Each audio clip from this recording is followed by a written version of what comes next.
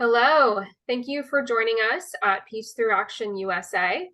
If this is your first time with us, our mission is to achieve peace between people and within communities in the United States by promoting caring action. We activate and equip Americans to implement practical, peaceful solutions to aggression and violence in their communities and in our country. Our mission activities contribute to the advancement of a nation abundant with peaceful people, applying peaceful practices, and creating peaceful places. One of the ways that we achieve this is through our featured Peacebuilders initiative, which is an expression of our belief that all of us can be peace builders. Very few of us will reach the heights of Gandhi, Martin Luther King, or Desmond Tutu, but each of us can do something for peace. Today, our featured Peacebuilder is Beverly Braxton, founder and director of We the People Warwick, whose mission is to foster dialogue, greater understanding, and common ground among all people of Warwick, New York. We're happy to have you with us, Beverly, and thank you for being here. Thank you so much for reaching out to me. Absolutely. Excited to hear more about the work you're doing. And so let's just start there. Can you tell me more about We the People and your role? Yeah, We the People, let me start with my background. I was a former teacher for many years of elementary kids. And one of the topics I taught a great deal of is social studies and the founding of the country, United States. So I'm very familiar with the concept of We the People. And when after the Capitol insurrection happened, my particular community has had conflicts around politics and racial tensions for a number of years. And, they rise up when there's a national incident and then they go back underground when things quiet down a bit. And so when they resurfaced, a number of people were made aware in our community that a number of members of our community were at the Capitol during that time, at the Capitol insurrection. A number of them were involved with the Oath Keepers, which had a central location in my community, and a central leader that I had also met with a few years back. Anyway, the tensions got really heightened and very nasty in the newspaper, back and forth about what was perceived to be a real threat or not threat at the Capitol. And I realized that it was really difficult for me to just sit back and not speak to it or address the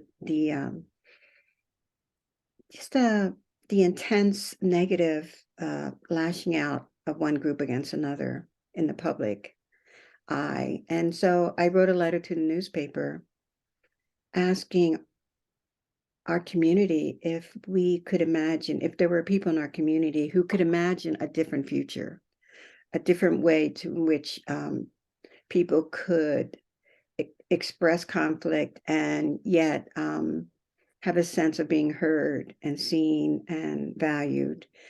And that would create a pathway forward for our youth today to model something that would be large enough to affirm all of us, that would be meaningful enough to affirm all of us. And I said that it wouldn't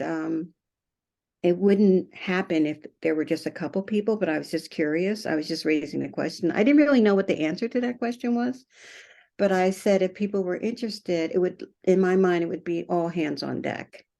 Of course, it was the pandemic, of course, was happening at the same time. And within a matter of 25 days, 90 people contacted me and said they were interested. And I did say in the letter that I imagined it as the many faces of America, and I would call it We the People Warwick. And so I had prior experience working on social change and teaching it at a neighboring university. And And so I knew what had to be done, but I hadn't expected that that many people would show up. So I had to really act quickly. I had to raise money. I had to do trainings for facilitators to work with group people in small groups, because I knew there was no way that we were going to talk about these difficult topics in anything larger than 8 or, at the most 8 to 10 people in a group. And so I had information set up um, in the email where they would immediately say what their skills were, what they were interested in doing, what they can contribute at any level. And I immediately started seeking out from the responses who might be possible facilitators and to get them training. And I also did some research on who I could pull in through Zoom, which I had not been on before, to do that training. And so we did a training of about 12 to 14 facilitators, and each of those, pairs of facilitators were in charge of each group of 10. And so we had Monday through Thursday, 2 groups a night and 2 groups on Saturday. And we did that for 4 weeks. And I was following a model from Everyday Democracy, which is called, I can't remember offhand, A Toward a More Perfect Union. And I felt it was a gentle way to enter these difficult conversations, because we weren't delving right into race and cultural politics and political tensions. We're looking at who we are as individuals, who are the groups we belong to, ways in which those groups include and exclude others. What do we imagine a community of belonging to be like? And in those 4 sessions, the last session was, what are we going to do? Because I don't think it's enough to come together to just talk about airing our grievances or finding common ground, but what are we going to build as action from our actions to make a difference? And so that's the most critical piece, and I knew that was important. And out of that, when someone goes through what I call the dialogue series, which is 4 weeks of those conversations, we then have action groups. And out of the 2 years that we've been doing this work, we have right now 3 action groups. One is on education and events, which we provide opportunities for people to come together around things that build connection, and also that cross differences, that no matter who you are and what your political views or cultural background, the things that we identify as human bring people together. So we do a story share, which is like a 5-minute storytelling event where we're doing our 3rd session this Friday. We have 10 to 12 people in the community to tell a 5-minute story about something human. It can't be political or racially lensed, or and so out of that, the first time we did it, 90 people showed up for that as well. And it was very powerful to have someone stand in front of you and tell a 5-minute story of resilience, or so, the way in which something impacted them. It could be humorous, it could be challenging, whatever. It really builds that kind of connection and deeper way in which we see each other, our humanness. The events education team also created a day in the life, because one of the things we talked about is most of us live in communities that we don't know what people do for a living or what their passions are. And by providing a lens into the lives of others' work is another way that we, through our curiosity about what it is to be human and what passions drive people, we started bringing people in, like 3 people during a session, to talk 15 or 20 minutes about what they do. That also has been quite successful. So that's the education and events team, and we've done those twice a year since we started. The other area that we've looked at is youth engagement. Like, how do we give voice to young people to actually help us understand through their lens what the challenges they see and what support they would like from us, rather than us deciding for them. So we've built a relationship with young people in the community that we want to invest more time and effort, and maybe even work with them on building a community center for leadership or well-being, things like that, just to offer them other alternatives to what is available to them in terms of creating a more positive, healthy vision of the future. And there are a lot of practitioners in our community willing to donate time on mindfulness practices, yoga, hiking, any kind of thing that would bring young people together to work on resiliency, building their resilience to overcome challenges. And then the third one, which is a major one, I hadn't even realized to what extent it would be so important, was we took on the topic of mental health, which is the underlying component of that is mental illness. And so we had people working on developing a forum that we had in November where, we had 18 people show up to cover all spectrums of all sectors of our community. Like what are people navigating in terms of mental health coming out of the pandemic? And that was very powerful because everyone there spoke from personal experience. There were no politicians or people selling stuff. It was just like heart to heart talk. This is what's happening on the ground for this particular group of people. And we covered everything from seniors to young people to special groups in our community. And then since then, we've had another forum in May, which was where do we as a community take this information now? Now that we know what the challenges are, how do we create focus groups to build some kind of community support for people navigating mental illness? And so we've been working on that, and that's been very powerful. We ended up with 5 groups talking about substance abuse and mental health, the intersection of those two things. We've talked about the challenges from youth growing up today and the crises that they're facing in mental illness. We've looked at seniors and a few other things, and those topics are ongoing. And I think what's been powerful about this process for me is that I pretty much am the person who sort of takes people's information or interests and sort of identifies a pathway forward to support individual people's ideas.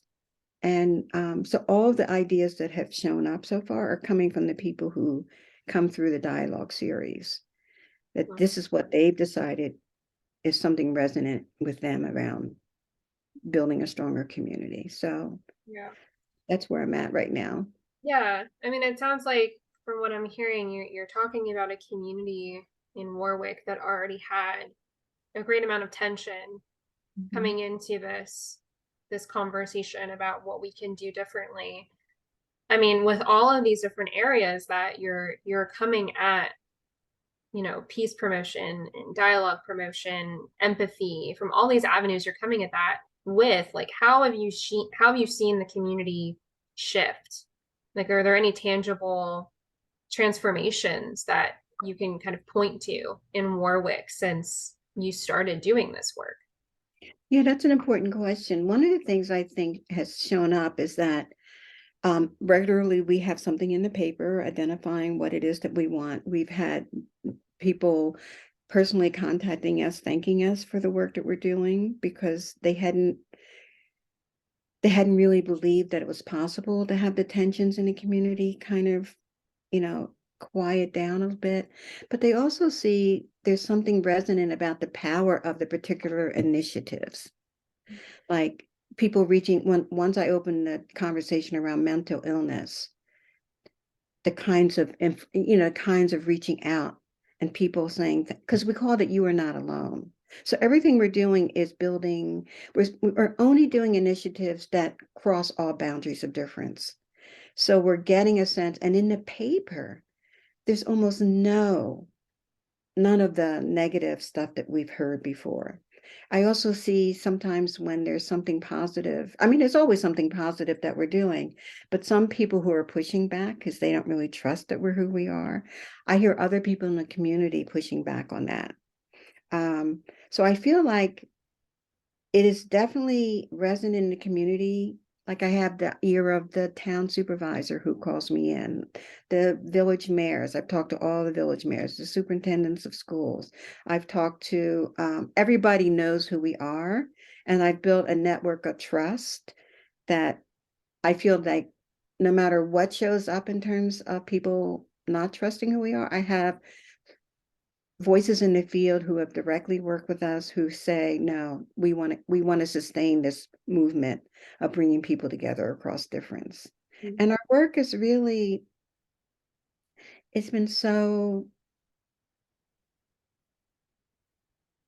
it's really beautiful work, and it can't, and like the superintendent of schools or people have asked us if we could represent them in settling a conflict. So I think even though we've only been around for 2 years, our footing is really solid in that we're building those kind of really grassroots connections that will affirm the trust in our movement forward. Yeah, absolutely.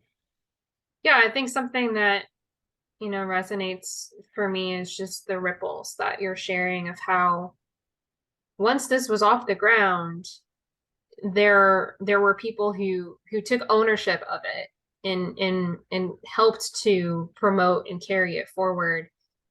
And it took, someone just writing a letter and saying, we can do something different. That resonates because I know before we when we were chatting, before we started, talking in this more formal setting, you were talking about how we are the people that we're waiting for, right? And I'm curious, if you have any insight about for others who might want to do something different in their communities, but feel that fear of like, am I the right person, or why doesn't someone else take this on? Like, what would you say to those people about what propelled you to just take that action and do something about it? It's kind of interesting because that's really the biggest shocker. I had no idea that I was going to be doing this work. It wasn't something I had imagined.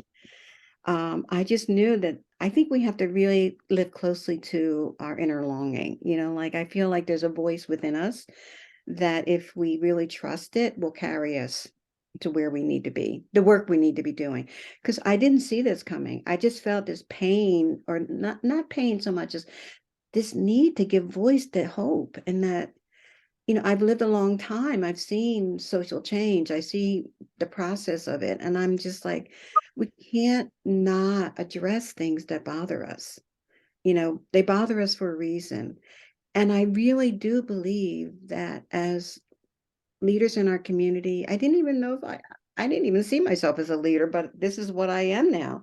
Um, is that we have to give hope to the young people, that we're the model for them. And if we're giving into fear and um, violent tones of reacting, and it just really sends a bad tone for what young people expect of adults, and I just couldn't live with the fact that I would not give voice to that. Mm-hmm. It's so funny. One of the things I do know that I have as a quality is that I have to choose words carefully. The language is really important. And I always try to choose words that resonate with the heart. And so when I wrote that letter, I thought about it very carefully. And I started with um, Isabel Wilkerson's book on caste. She had written an article in the newspaper in the New York Times around America is an old house. It's like an old house. And I used that metaphor saying, there's problems here. It's like when you walk into a house, you don't know what the past has been in that space, but you're responsible for it now. And we can ignore it or we can address it. And most people think that if you ignore it, it'll go away. No, it doesn't. So what can we do to sort of shore up the foundation of what it is that we're given in the moment that we're living, and just address it and not get into the continual name blame. I wasn't here when it happened. I'm not responsible. And I just felt like I want to model what I think young people need to aspire to become who they really are, what they can really do in this world. Yeah, yeah, I appreciate that. So I think one of the other things that we were talking about earlier that stands out is just that this work doesn't happen overnight, that we can't get caught up in wanting to see some immediate change, that it's about this long-term shift that does take time and does take trust and does take consistency to the cause. And what you're saying is, this is for a future that young people can then take on, and continue propelling that forward, right? So, um, what is kind of your vision for how young people in the community will take ownership of this work? Like, how are you hoping that legacy will carry on? Well, I've met with some young people. There was a young man who I reached out to. Well, I heard something about a sit and chat club that a high school students. I'm like, wow, sit and chat. How revolutionary is that? Put down the phone and just sit and chat. And he said he started it during the pandemic, a club, because he was so lonely and he started thinking deeply about things. And so he began to come up with questions, deeper questions around life and meaning, and started asking and interviewing his classmates.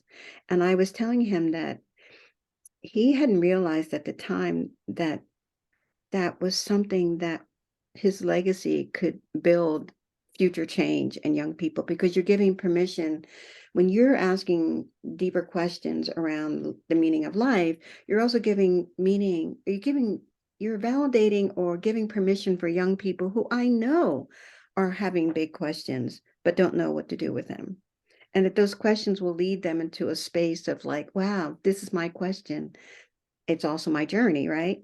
So I started talking to him, and I said we should have a sit and chat sign in every community cafe and the library. Just sit and chat and just remind people the importance of connecting. The other thing that I think is really critical, that I feel is my intention, and my real intention is this, is to develop the whole ability to communicate better. The whole process of what it is to be a deep listener, or to be someone present to the listening that we're doing. And I think that training comes out of the dialogue. And I do this thing called full spectrum listening, which is giving people an opportunity to see the difference between the way in which we ordinarily listen and the full spectrum of what it takes to be really in tune with someone's story. And that is life-changing for anybody who's gone through that. And I learned that process through Essential Partners, which is a organization that does a lot of this training on dialogue. It's called, they call it reflective structured dialogue, reflective structured dialogue. So the dialogue is structured in a particular way to deepen the listening that occurs. So I think the future is actually training them, because in fact, most of us have never learned the skills of deep listening in our ordinary education. So I do think it's this particular training that we need. And I would like, and what I'm planning to do is to help meet with young people and teach them those skills so that they can begin to see those skills in their own generation. So I think that's an important one. And I think everybody who goes through the dialogue process in We the People has been changed. Like, we give them an evaluation, which is, I just finished the 4 series a week ago. We already have gotten feedback from our assessment. I said, will this way of, did this series help you to see talking with people different than you in a new way? And they all agree. Most people have said, who have turned in their responses so far, it has changed the way they will begin to imagine talking to people different than them, which they didn't have a clue before. So it's something that I think, it's like first of all, I'm tilling the soil of social change, but also I'm putting the seeds in of deep listening. And people who go through this experience talk to other people, because when they come back, I say, each time they come back, what is sitting with you from the last time we've met? What has shown up in your experiences of living that have reflected what we're learning here? And they all have expressed that in some way they're talking more about things that matter in ways that they didn't think they could. So that in itself is going along imperceptibly, at the same time parallel to actual taking action on bigger issues. Yeah, that's wonderful.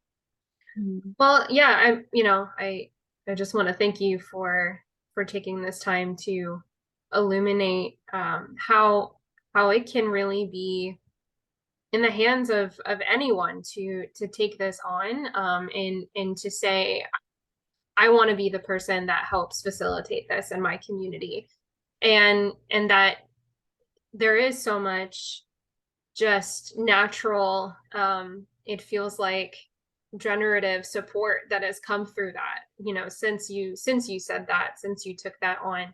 And that's really beautiful to see, while also reminding us that these skills are so important, and they're accessible. If you just find the right resource, you can really tap into those skills and use them in every area of your life. So thank you for illuminating all of that for us today. Yeah, thank you so much, Elena.